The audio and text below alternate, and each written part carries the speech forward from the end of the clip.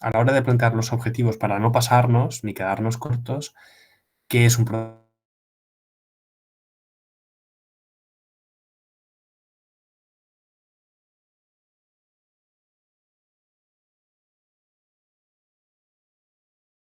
TFG ni un TFM? Una tesis doctoral debe ser mucho más rica, completa y compleja. Eh, no es un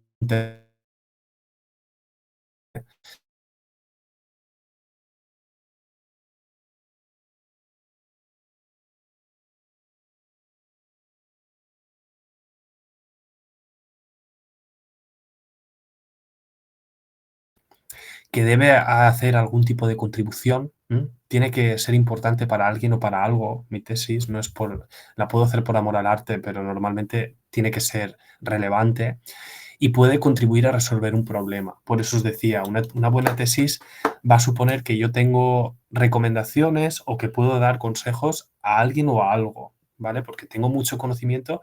Pensad que cuando terminéis la tesis debéis ser muy expertos en ese tema en particular. Tenéis que tener mucho conocimiento sobre ese tema en particular. Y eso es muy bueno, es muy positivo porque me permite, digamos, ser experto en ese tema y tengo que poder hablar con solvencia y controlar ese tema concreto. ¿De acuerdo?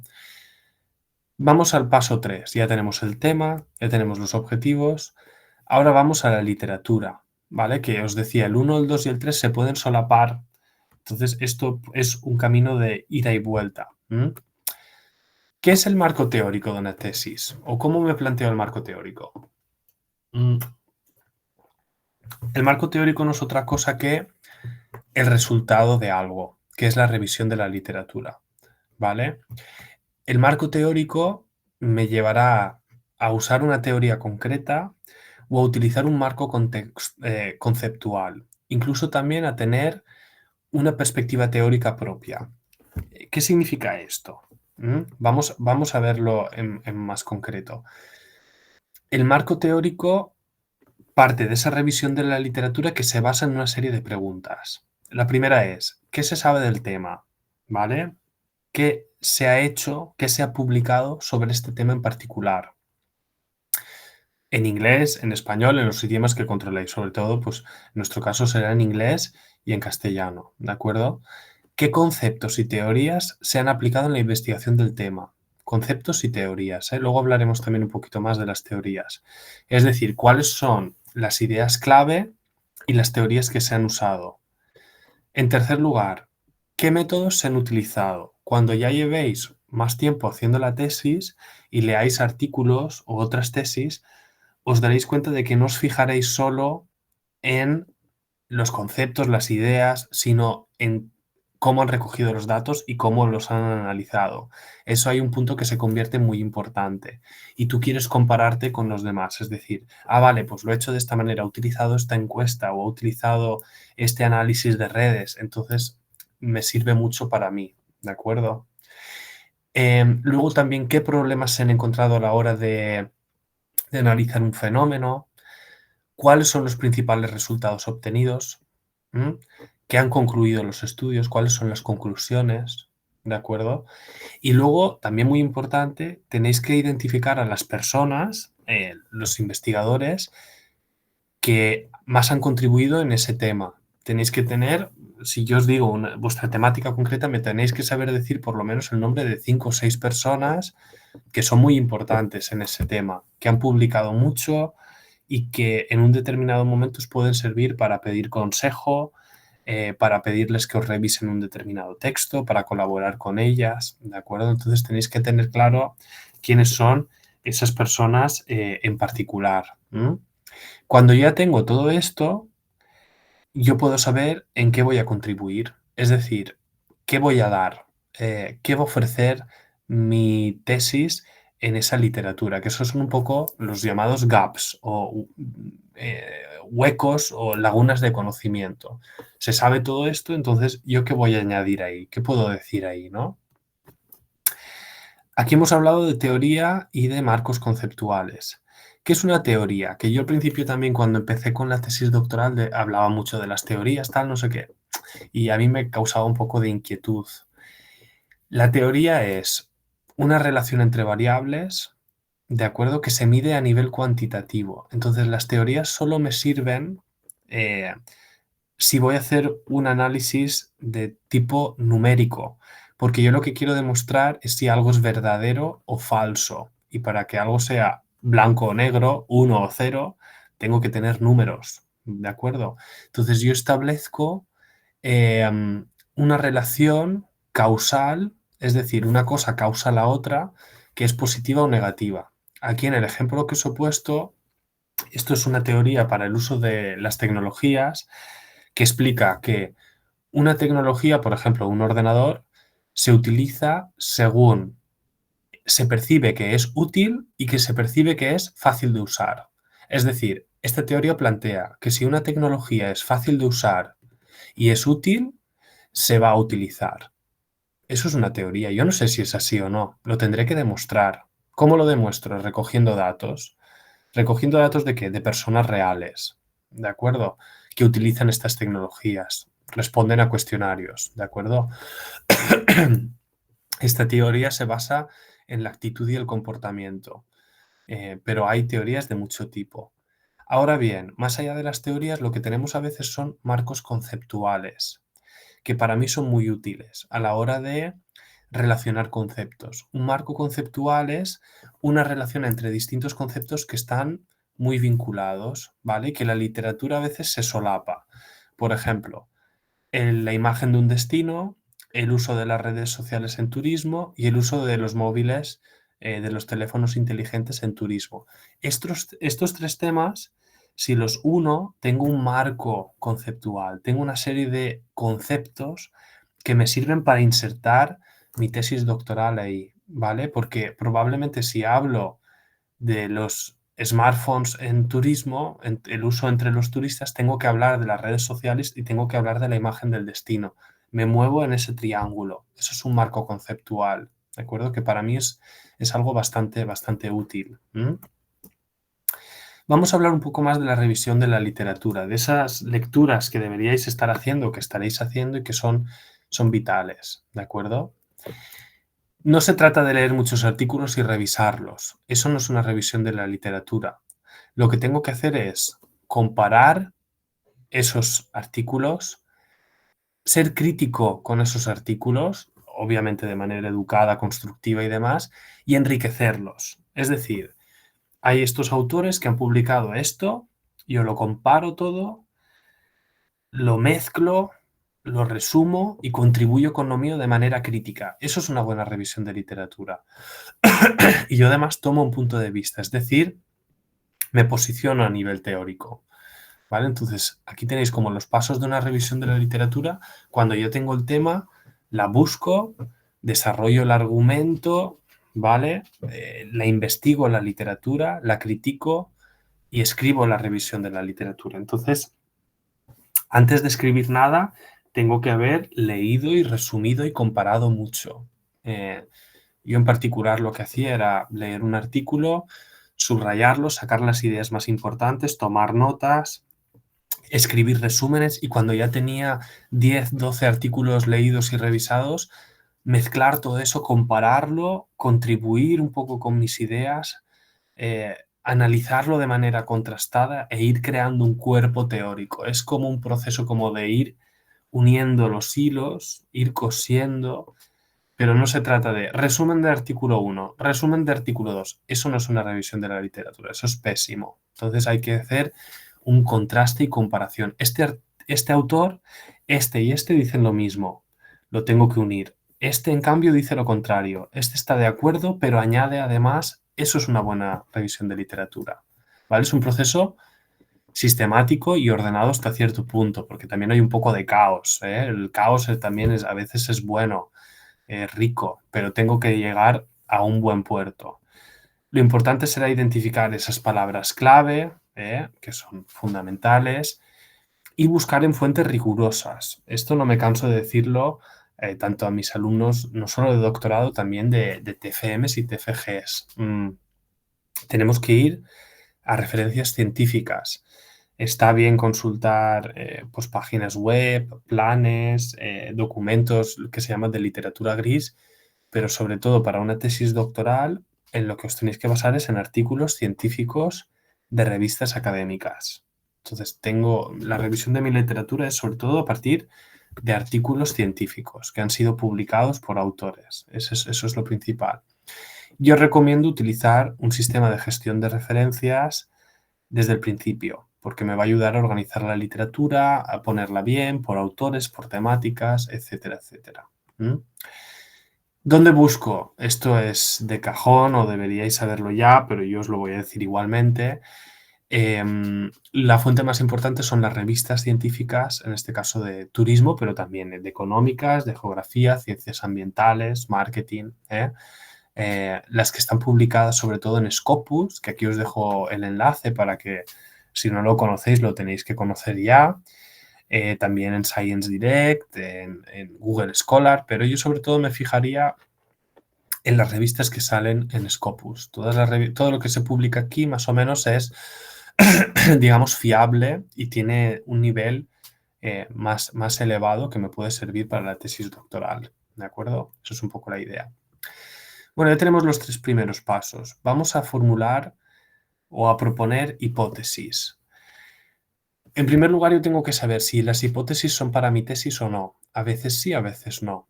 Las hipótesis se sacan de las teorías, como la que os he explicado antes de las tecnologías. Entonces, dependerá de si mi estudio es más descriptivo, correlacional o explicativo. En estos 2 últimos casos sí que utilizaré hipótesis. ¿Qué es una hipótesis? Una hipótesis es como intentar adivinar algo o proponer que algo va a ser así. Por ejemplo, como va a llover mucho, la calle se va a inundar, ¿de acuerdo? Eso es una hipótesis. Yo no sé si va a pasar o no. Tendré que verlo, tendré que contrastarlo, ¿eh? Lo tengo que poder medir, observar o inferir.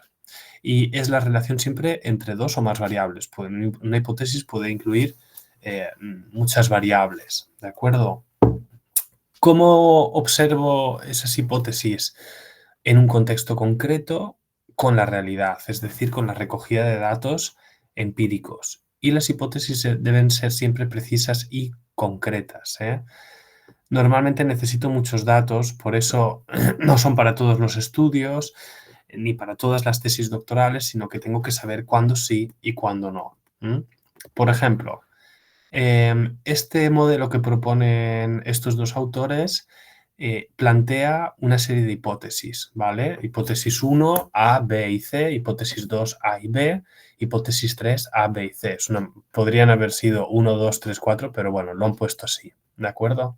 Entonces, aquí me están hablando en este caso concreto de marketing turístico y están proponiendo que si alguien hace una publicidad, por ejemplo, que es el endorser, ¿no? Una persona contratada para hacer una campaña de publicidad de un destino, si ese destino y esa persona se parecen, va a suponer una mayor actitud positiva a la hora de visitar el destino.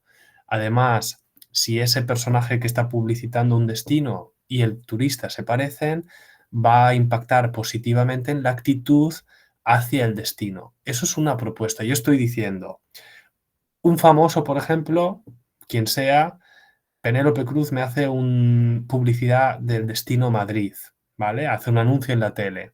Y yo hago la hipótesis de que si yo me identifico con Penélope Cruz, ese impacto va a ser mayor en mí, por lo tanto voy a tener más ganas de visitar Madrid, ¿de acuerdo? Y si yo identifico que Penélope Cruz es una persona de Madrid, eso va a suponer que yo tengo más ganas de visitar Madrid. Eso es una hipótesis. Luego eso yo lo tengo que contrastar y decir si es así o no, ¿de acuerdo?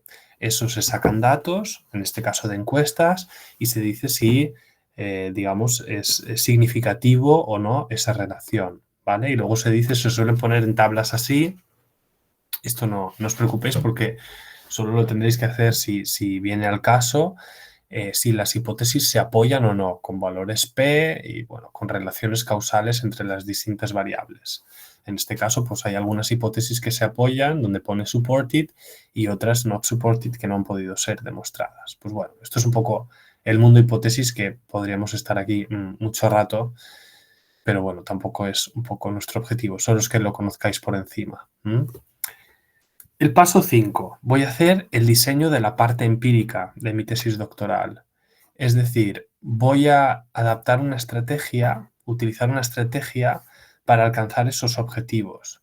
Aquí empezamos a hablar de metodología. ¿Qué técnicas, qué instrumentos voy a utilizar?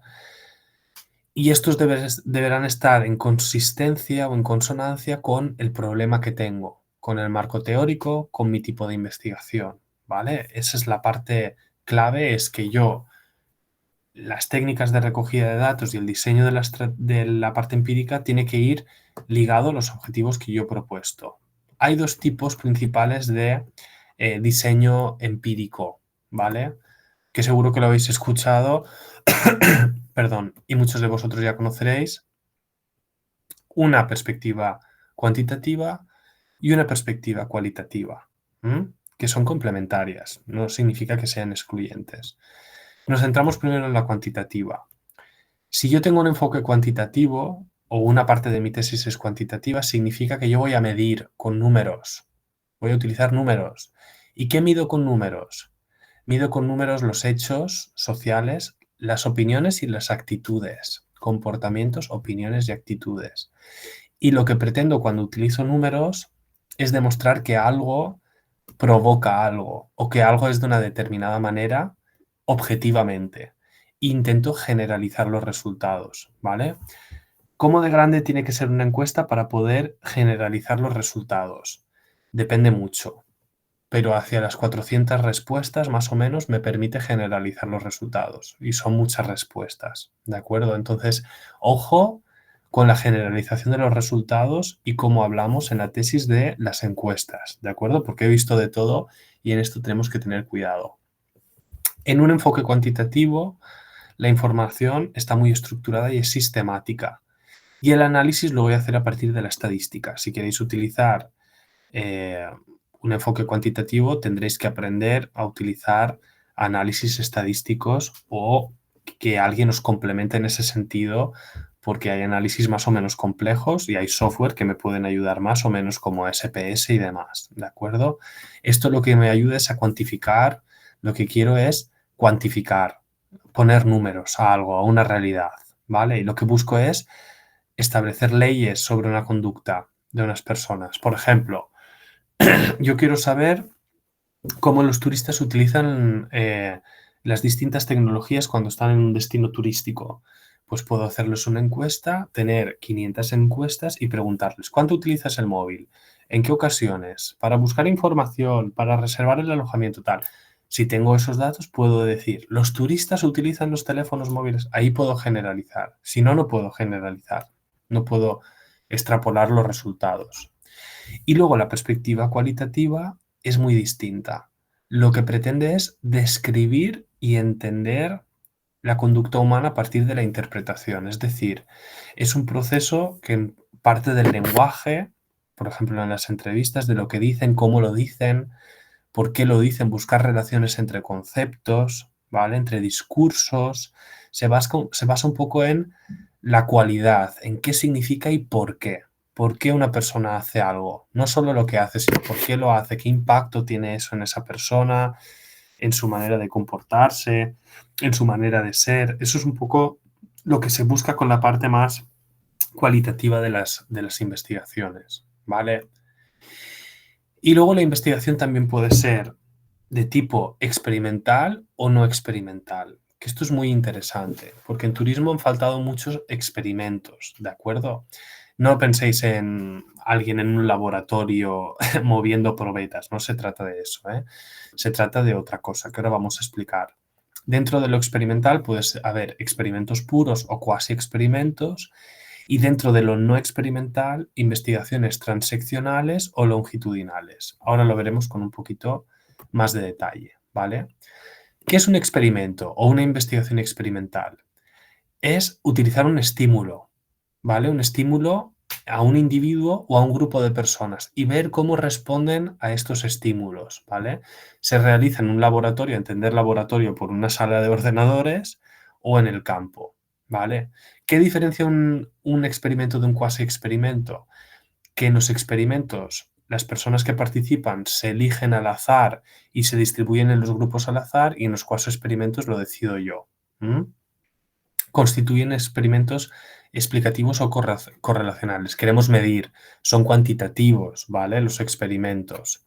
Por ejemplo, un investigador quiere saber qué efectos tiene una campaña publicitaria de un destino turístico en el comportamiento de un individuo ante la posible compra de su viaje a dicho lugar. Es decir, yo voy a enseñar una publicidad a una serie de personas y luego les voy a pasar un cuestionario para ver si tienen más o menos ganas de visitar ese lugar. Pues bueno, lo que podría hacer es dividirlo en 2 grupos, y a unos les enseño fotos y a otros un texto, un escrito, y luego ver cómo afecta sus ganas de viajar a ese lugar. Eso sería un experimento, ¿vale?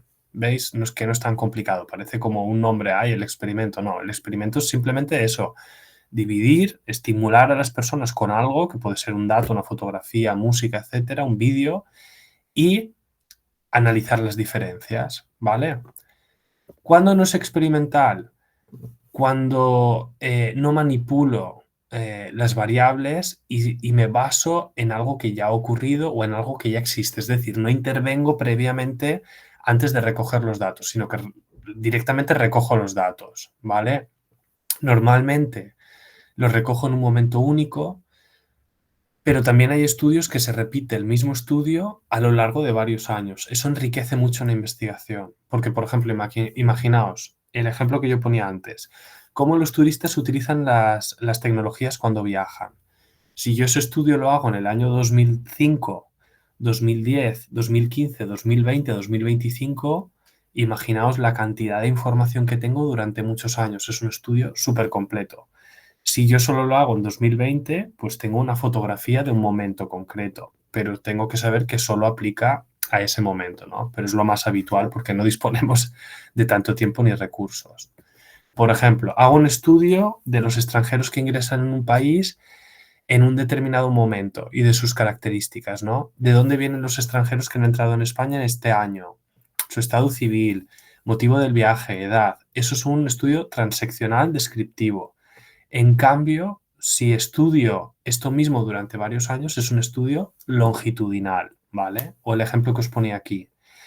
Hago una investigación para analizar los cambios en las actividades que realizan los jóvenes en los viajes, en los años 80, 90, 2000, 2010. Eso es un estudio longitudinal que es muy rico, ¿de acuerdo? Entonces, para cerrar esta primera parte del seminario, y vamos a dar tiempo también, por lo menos 10 o 15 minutos, por si queréis plantear preguntas, dudas, lo que queráis, comentarios, reflexiones sobre vuestras propias tesis, aunque no entremos aquí en detalle, pero os quiero dar un tiempo, por eso voy a ir concluyendo esta parte, ¿de acuerdo? Algunas reflexiones sobre las primeras partes de la tesis, en lo que estáis haciendo, a partir de lo que hemos visto hoy. ¿Cómo defino el tema o el problema? Entonces, al principio mi consejo es leer, leer y leer, ya lo he dicho antes. Es decir, si no leo mucha literatura, no voy a poder saber cómo definir mi tema o cuál es el problema que quiero resolver, ¿vale? Y aparte de leer, escribirlo, ponerlo por escrito. Es decir, vale, yo tengo más o menos una idea de lo que quiero hacer en mi tesis. Pues ponlo por escrito y luego lo lees y ves si tiene sentido o no. Y lo vuelves a escribir, seguramente al día siguiente lo escribirías de otra manera. Escríbelo de varias maneras, ponlo la misma idea de varias maneras. Eso es muy útil. Intenta definir cuáles son los objetivos generales y específicos, porque eso me va a guiar en todo el proceso, me va a decir qué metodología puedo utilizar. Entonces es muy importante que junto con el tema penséis cuál es el objetivo de mi tesis. Empezad a manejar bibliografía, buscar bibliografía, analizarla, sintetizarla, por supuesto utilizando las normas APA, que ellos habrán hablado de ellas, pero son muy importantes. Entonces, es clave tener un buen marco teórico para tener una tesis sólida. Entonces hay que buscar mucha información, es un trabajo arduo, es un poco pesado, pero hay que saber manejar todas esas referencias y esas teorías y conceptos. Y luego también lo de las citas APA son muy importantes porque me permiten evitar el plagio involuntario. Muchas veces el plagio es involuntario, ¿eh? Y también saber cómo citar bien y cómo tratar los datos de los participantes. Tengo que saber bien, si voy a hacer una encuesta, cómo se diseña bien una encuesta, cómo trato los datos de esas personas, la perspectiva de género, la no discriminación, todo eso son cuestiones muy importantes. Os recomiendo muchísimo, desde ya, ver ejemplos de otras tesis doctorales, ¿vale? Hay una página web que se llama Teseo, donde están publicadas todas las tesis doctorales que os podáis imaginar de España. De hecho, es obligatorio publicar la tesis en Teseo. Os recomiendo que os bajéis otras tesis y os fijéis en las tesis buenas, hay tesis buenas y tesis malas, o que preguntéis a vuestros directores de tesis que os den ejemplos de tesis relacionadas con turismo que sean de calidad, ¿de acuerdo? Entonces, a mí me sirvió mucho fijarme en otras tesis, cómo lo habían hecho, cómo lo habían estructurado, cómo de amplios o profundos eran los otros apartados, ¿vale? Y luego aquí os he puesto unas diapositivas de hacer esquemas de gráficos como mind maps o mapas conceptuales de decir, vale, yo me cogía folios enormes de estos grandes y me escribía, estos son los conceptos básicos, esto está relacionado con tal, aquí la metodología, este es el primer paso, el segundo paso, cuando tenga hecho esto voy a hacer esto, ¿vale? Y esto al final cuando lo tengáis hecho se debe parecer a algo como esto, ¿vale? Esto es de mi propia tesis, esto es el proceso de investigación de mi tesis. Aquí tenéis, por ejemplo, arriba el objetivo general, está en inglés, ¿eh? Por eso General Objective, y yo estructuré la tesis en una serie de fases. Cada fase estaba guiada por unas preguntas que son las RQ1, RQ2, RQ3, Research Question 1, 2, 3 y objetivos específicos, que veis lo que está en el cuadradito que pone Specific Objective 1, Specific Objective 2, ¿vale? Entonces todo eso va relacionándose con una serie de conceptos. Entonces, por ejemplo, la fase 1 en mi caso era la revisión de la literatura y la elaboración de un marco conceptual. Pues los conceptos que revisé y cómo eso se plasma en la tesis. Luego la fase 2, pues otra serie de preguntas, ¿vale? En este caso, pues llevé a cabo una encuesta. Pues cómo está esto relacionado con distintos conceptos. Luego hice la recolección de los datos, el análisis de datos, los resultados de esa parte. Luego la fase 3, que hice entrevistas. Entonces, el caso de estudio, los objetivos, las preguntas, la fase 4. ¿Veis? Todo esto es como, son esquemas gráficos, que esto no tenéis por qué tenerlo ni de lejos ahora definido, pero ir haciendo como esbozos de los pasos que yo voy a seguir en mi tesis. Eso es muy útil, ¿vale? Entonces, para terminar, y ahora os pasaré el enlace para el tema del control de asistencia. ¿Qué deberíamos reflexionar ahora mismo? ¿Vale? Sobre vuestro tema de tesis. ¿Por qué es importante mi tema de tesis? ¿O para quién es importante mi tema de tesis? ¿Por qué es importante y para quién? ¿Qué temas de importancia estoy abordando? ¿Qué retos aborda mi tesis doctoral? ¿Y qué objetivos persigue mi tesis doctoral? Si podéis responder a estas tres preguntas y definir en 2 líneas y tal, mañana podemos comentar por encima si nos queda tiempo, que yo creo que sí, en qué punto estáis, o podemos compartir un poco vuestras inquietudes en estos 3 puntos, ¿vale? Cuando ya tenga todo esto, me voy a hacer otras preguntas, ¿no? ¿Qué se ha hecho en este campo? ¿En qué va a contribuir mi tesis doctoral en este área de estudio particular? ¿Qué granito de arena voy a poner, ¿no? Lo tengo bien delimitado, ¿no? En tiempo, lo puedo investigar, tengo realmente la capacidad o el tiempo para hacerlo. Luego ya qué metodología voy a hacer, cómo voy a estructurar la tesis, esos esquemas, todo esto son cuestiones que en el primer año, año y medio se pueden ir solapando y puedo ir de alguna manera preguntándome. Es importante que nos hagamos estas preguntas, ¿vale? Entonces, tenerlo en cuenta para vuestra propia tesis e intentar reflexionar sobre esas 3 cuestiones. Primero, ¿por qué es importante mi tesis y para quién? ¿Qué temas importantes se está tocando y qué objetivos persigue? Si tenéis esas 3 cosas ya tenéis, digamos, los primeros pasos por lo menos encaminados. Y esto es un poco lo que os quería contar hoy. Espero que no se haya hecho excesivamente pesado. Sé que son muchas cosas y he estado mucho rato hablando, además estoy un poco fastidiado de la garganta. Pero bueno, ahora abrimos turno para las personas que quieran preguntar. Y antes de que se me olvide, voy a poner aquí en el chat, porque tengo que recoger las personas que han venido. Os voy a pasar un Excel aquí y anotáis vuestro nombre y vuestro DNI, ¿de acuerdo? Entonces, DNI o pasaporte o el que sea. Y os he pasado el enlace, lo podéis hacer ahora o más tarde, ¿eh? No hay problema. Entonces, tiene la mano levantada Paulino. Adelante, Paulino. Ok, muito obrigado, boa tarde a todos. Gostaria de dizer que foi um prazer. Eu, por acaso, gostei da abordagem. Este é um tema muito importante, mas que eu gostaria de dedicar mais algum tempo neste material. Não sei se é possível partilhar este material com todos, para que tenhamos oportunidade de ler, para quem quiser ler un pouco mais. Muito obrigado.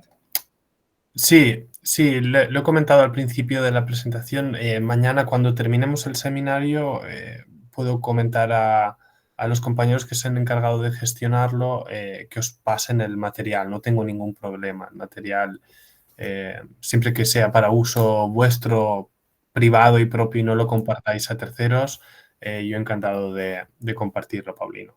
Gracias. Okay. Muito obrigado. A ti. Beatriz.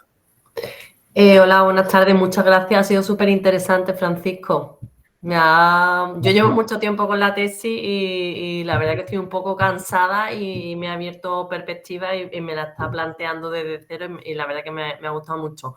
Mira, una pregunta, lo del el formulario este de Google, ahí metemos el DNI y punto y ya está. ¿Hay que hacer algo aparte? Sí, no, si lo abres el documento, os he pedido el nombre y el DNI para que lo escribáis, para yo tener un control de las personas que han venido y ya está, nada más. No tenéis que hacer nada más. Sí, Vanessa. Hola de nuevo, perdona, es que tengo muchas preguntas, Paco, pero bueno. Pues adelante, para eso estoy. Ya, a ver, mira, el tema de la contribución, claro, imagínate que yo ya tengo, que ni por asomo, pero que tengo los objetivos claros. Sí. La idea la tengo clara, ¿no? Y al final lo que yo quiero hacer es un documento útil con terminología científica que realmente pueda ayudar, ¿no? En mi caso, a empresa y a destino. Sí. Al final, eso no deja de contextualizarse en un espacio temporal. Quiero decir que esos datos, esa información científica que yo pueda aportar, al final se va a contextualizar en ese espacio temporal, en el momento en el que yo esté investigando un tema, un objetivo en concreto, ¿no? Sí. Entonces, esa extrapolación de datos, si yo lo que quiero es hacer un documento útil, igual dentro de 10 años ya no va a ser útil porque se ha hecho en un contexto y en un espacio temporal concreto.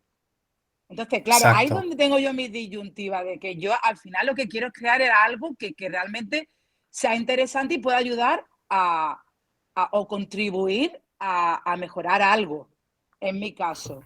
Entonces, Vale, claro, aquí hay... o aportar una documentación científica que quizás hay, pero yo, lo que tú has dicho, puedo aportar un granito de arena, puedo aportar algo más. Sí, sí.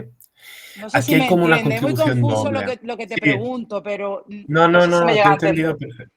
Te he entendido perfectamente. Aquí hay una doble contribución. Una cosa es contribuir a la literatura, al conocimiento científico y demás, que es a través de artículos, publicaciones, congresos y demás. Y otra es que tú quieras que los resultados de tu investigación sean útiles para alguien. Entonces tendrás que trabajar en una doble vía. Yo tengo que publicar porque me interesa a nivel de doctorado y además es necesario y es bueno.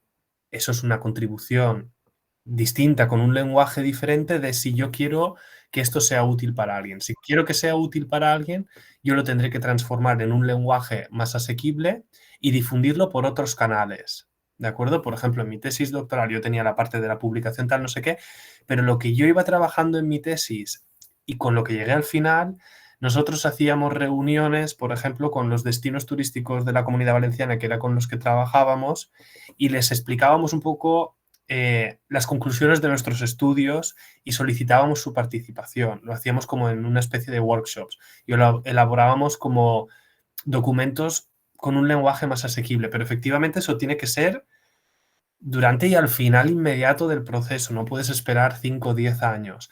A lo mejor los artículos te llevan a lo mejor más tiempo para tenerlos publicados, pero efectivamente los datos caducan, el interés pasa Claro, y se queda sí, descontextualizado. Eso es así siempre, pero aquí y en claro. todo. Vale, vale. Ok, gracias. Nada, a ti. Carolina, no sé si Carolina nos Hola, oyes ¿qué o no. tal? Ahora. Sí, Hola, ¿qué tal? Mira, es que a mí me queda una duda que no termino de comprender, no sé si estoy espesa, con lo de las publicaciones y la investigación. ¿Qué sí, correlación hay ahí? ajá.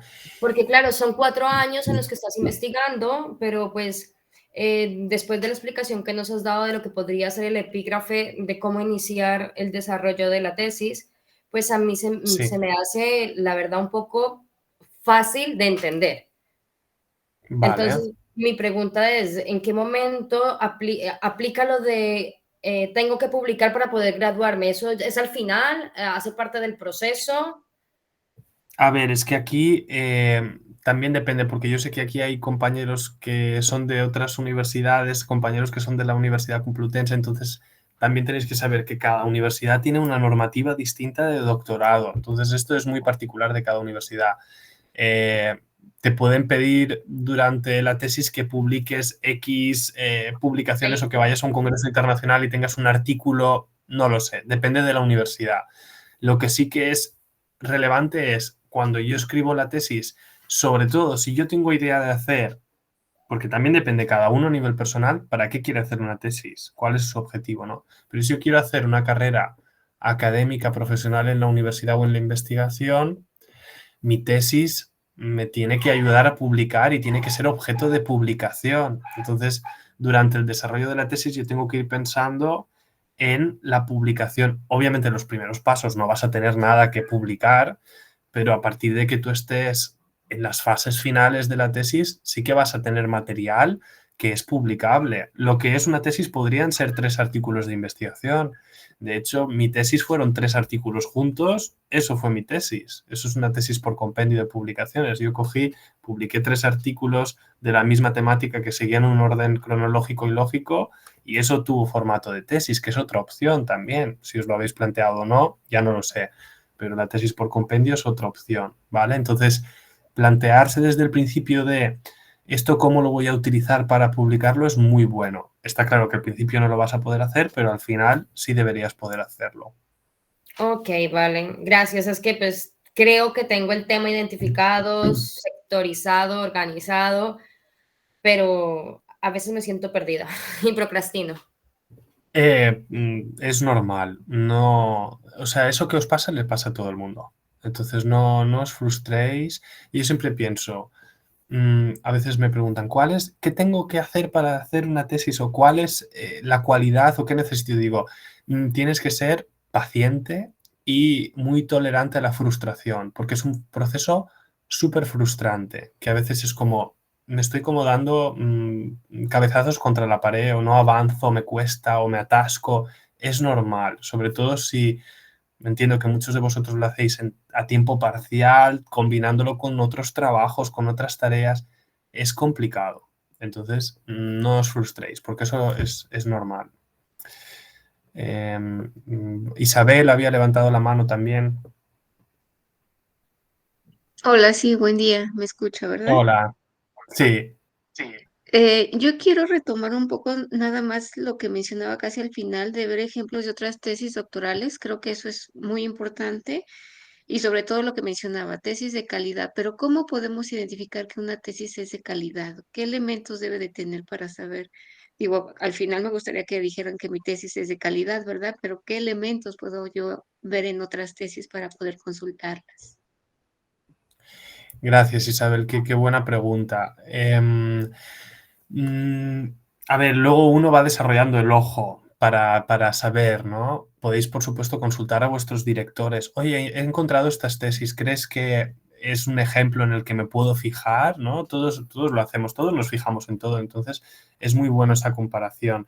Pero yo te diría que una buena tesis tiene algunos elementos, que es por supuesto, una buena estructura, una metodología muy bien explicada, un marco teórico potente, con muchas referencias, con una literatura rica, comparada, y sobre todo me fijaría en la metodología, en que tenga una metodología buena, que esté clara, que sea transparente y que los datos se correspondan a esa metodología, ¿no? Entonces yo me fijaría sobre todo en eso. Luego, más allá de la extensión, porque puede ser una tesis larga, pero que esté vacua o vacía, ¿no?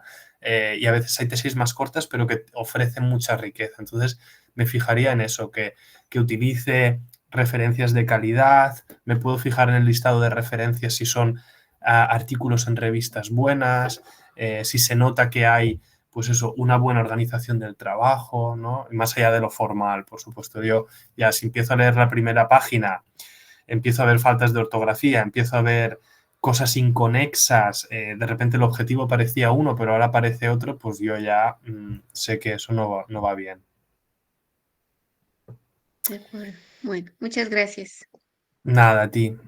Había una pregunta aquí en el chat de Natalia que por entonces si se plantea una hipótesis no tiene por qué resultar cierta al final, ¿no? Se puede desmentir a lo largo de la propia investigación. Sí, se trata justo de eso, de corroborar o desmontar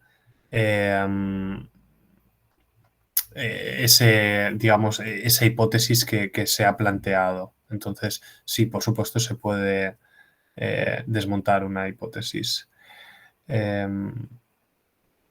Bueno, no sé si os funciona bien el enlace, ¿habéis podido abrirlo? Veo que sí, la mayoría de gente sí que lo ha podido abrir, entonces entiendo que no hay problema. Y bueno, lo podéis escribir después también igualmente. Pues bueno, si alguien tiene alguna pregunta más o si no, pues lo dejaríamos aquí y nos veremos mañana a la misma hora y en el mismo enlace, ¿de acuerdo? Así que terminéis de pasar una buena tarde, noche los que estamos en este lado del océano, un buen día los que estáis al otro lado. Y nada, nos vemos mañana. Gracias a todos y que vaya bien. Chao. Gracias.